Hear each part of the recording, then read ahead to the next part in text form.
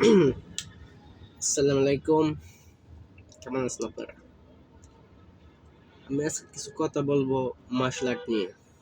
হুম, এবং martial art নিয়ে কথাগুলো বলতাম না, অনেক আমার নিজের কানেও শুনছি।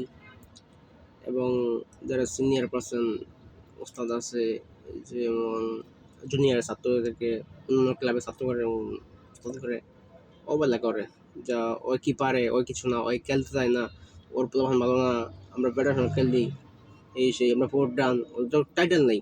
ভাই টাইটেলটা তো বিষয় না। বাংলাদেশে বেল 60টা, কালো বেল, কালো পিতাস যে কেউ বানতে পারে, বানলে উস্তাদ হয়ে যায়। উস্তাদ হতে অনেক সময় লাগে, অনেক ধৈর্য লাগে, অনেক সাধনা লাগে। আমরা যখন প্র্যাকটিস করছি, আমরা দেখি যে mix kung fu karate, mix martial art, উস্তাদ প্রথম শিখছি আমি চাইনি শাওলিং। সেটা চাইনি শাওলিং প্রথম রুবেল উস্তাদ, আমার সর্বপ্রথম উস্তাদ হচ্ছে গিয়ে স্বপ্নের উস্তাদ যে রুবেল উস্তাদ। ওনার ছবি দেখি আমার মার্শাল আর্ট শিখা, মার্শাল আর্ট আসা, এবং মার্শাল আর্টে আমরা যত কষ্ট করা ওনার ছবি দেখে শিখছি। তারপরে আমাদের এলাকার চাইনিজ শলিং ক্লাব ছিল, ওখানে আমি ভর্তি হলাম।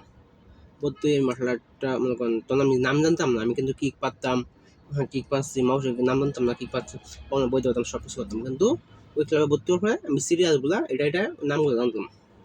তো রুবেল ওস্তাদের ছবি দেখে যা শিখলাম, হ্যাঁ ওস্তাদের যা আর্ট কি চাইনিজ শলিং সেম এক, তো একটু ডিফারেন্স।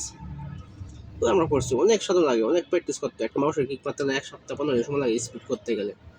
এখন কত দেবে এটা না, কত বলতেছি যে হ্যাঁ আমি জুনিয়র, কি আমি অন্য ক্লাবে, এই জন্যই কি আমি কি শিখাতে পারবো না? না আমার কাছ থেকে একটা ছাত্র শিখতে পারবে না, না আমি কাগজ দিতে পারবো না? আমি বেলজিয়াম এমনি পাইছি, আমি তো কালো বেল পাইছি, আমি ব্ল্যাক বেল, হ্যাঁ আমি তো বেল পাইছি, আমি এমনি তো পাই নাই। আমি ফাইট করার পর, ফাইটে জেতার পর, পরীক্ষাতে জেতার পর, হ্যাঁ তার বেল ফাইট করে বেল আনতে হয়েছে।